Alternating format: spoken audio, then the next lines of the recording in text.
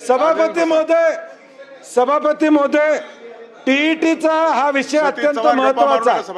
सभापती महोदय, आम्हाला जाणीव आहे सुप्रीम कोर्टाने हा निर्णय दिलेला आहे टीईटीची परीक्षा घेण्यासंदर्भात।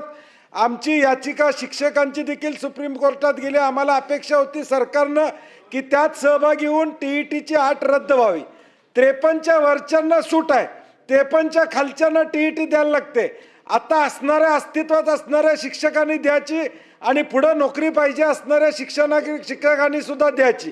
सभापती महोदय, एखादी परीक्षा घेत असताना जर ही सुप्रीम कोर्टाने कंपल्सरी केली असेल तर राज्य शासनाची जबाबदारी व्यवस्थित परीक्षा घेण्याची।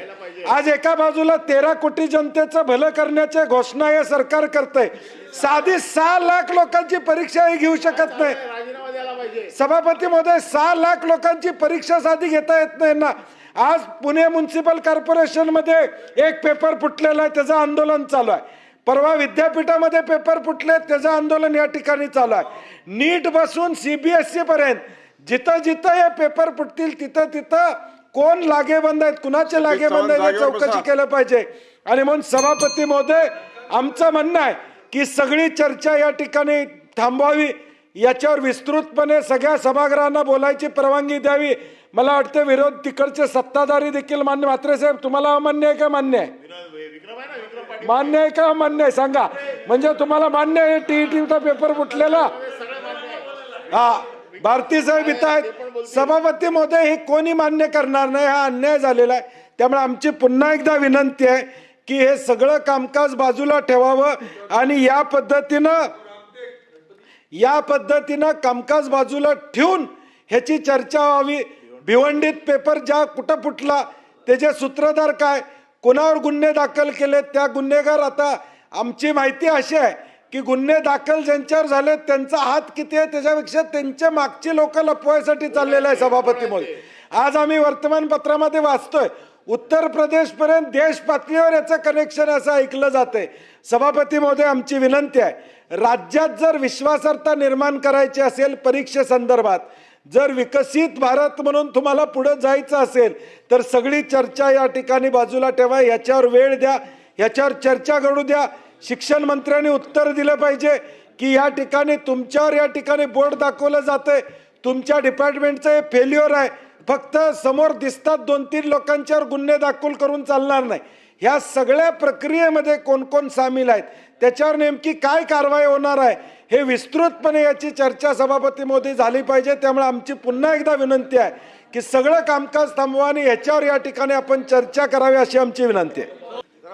टीईटीच्या पेपर फुटीच्या संदर्भामध्ये शांतता ठेवा जरा सभागृहात। अनेक सन्माननीय सदस्य महोदयांनी आपलं मनोगत या ठिकाणी ठेवलेलं आहे।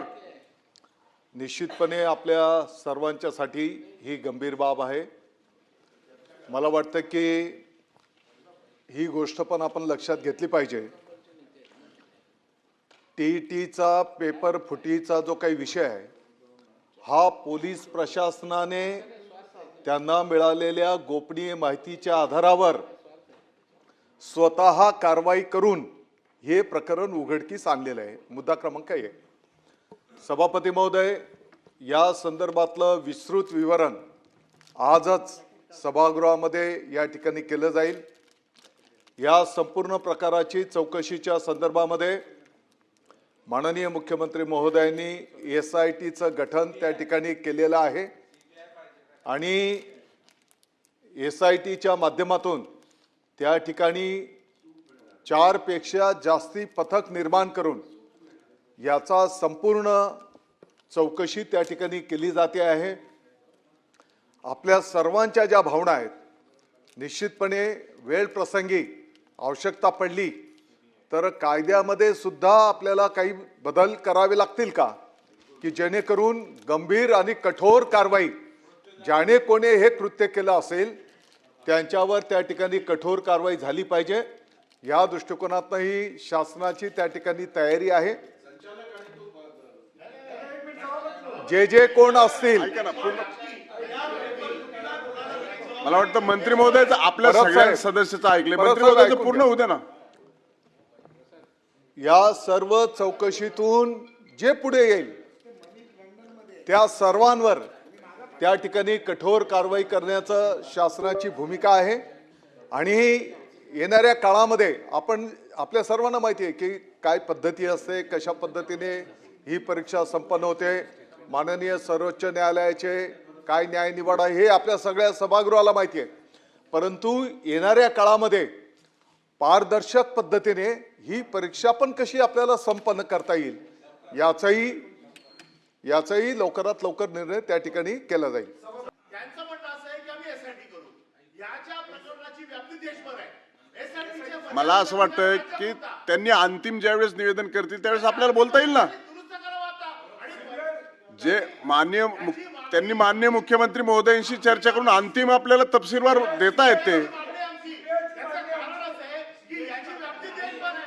आणि त्या परीक्षा आयुक्ताची जबाबदारी की नाही? पहिली कारवाई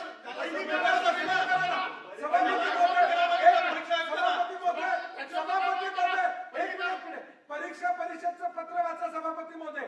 त्यात पहिल्या वाक्यात लिहिलेलं आहे, नीट परीक्षेचा घोटाळ्याच्या पार्श्वभूमीवर आम्ही योग्य ती काळजी घेतली होती तरी पेपर फुटला म्हणून ही परीक्षा रद्द करत आहे. म्हणजे धाडस परीक्षा आयुक्ताचं बघा वाक्य आहे पहिला, पत्राचं वाक्य आहे पहिला, वाक्य पहिलं आहे की नीट परीक्षेच्या विचारात आहे. मग कसलं तुम्ही आयुक्ताला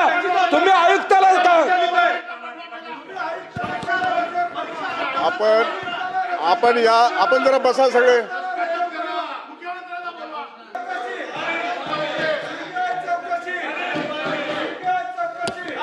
सभागृहाचं कामकाज मी अर्धा तासासाठी तहकूब करीत आहे.